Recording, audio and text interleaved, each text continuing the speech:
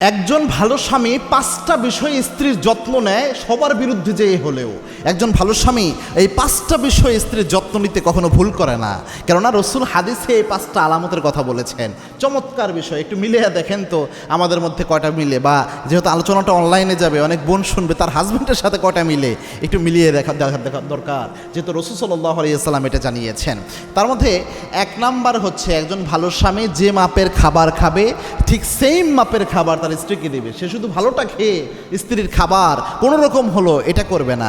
দেখা যায় যে একটা মুরগি রান্না হয়েছে, মুরগির ভালো পিসগুলো সব হাজব্যান্ড নিজের পেটে ঢুকায়, আর যে হাড্ডি টাড্ডিগুলো থাকে, শেষের অংশ থাকে, ওগুলো বাসার মহিলারা খায় বা তার স্ত্রীরা খায়। এরকম একটা অবস্থা হয়। এটা কখনোই একজন ভালো স্বামীর আলামত হবে না। একজন ভালো স্বামী সবসময় তার স্ত্রীকে ওই মাপের খাবার খাওয়ানোর চিন্তা ভাবনা করবে।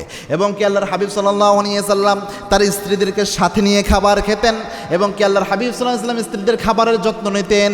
যে স্ত্রী যেটা খেতে পছন্দ করতেন, আল্লাহর হাবিব চেষ্টা করতেন তাকে ওটা দেওয়ার জন্য।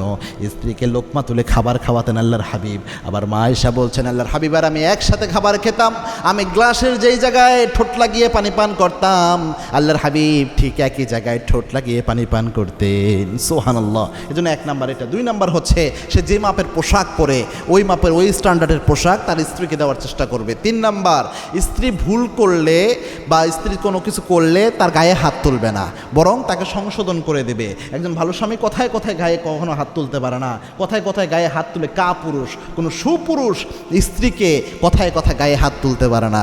4 নাম্বার হচ্ছে রাগের সময়ও স্ত্রীকে কটু কথা বলে না, মানে তার আব্বা আম্মাকে একদম ধুয়ে সাফ করে ফেলতেছে রাগের সময়, এরকম একটা কাজ এটা ভালো স্বামীরা করে না। 5 নাম্বার হচ্ছে তার স্ত্রী যদি কোনো সফরের দূরত্বে যেতে চায় তার সেফটি গার্ড হিসেবে সে থাকবে এবং তার নিরাপত্তার ব্যবস্থা সে করবে। এই কাজগুলো করবে। আমরা যেন এগুলো করতে পারি, আল্লাহ তৌফিক দান করুন। আল্লাহুম্মা আমিন।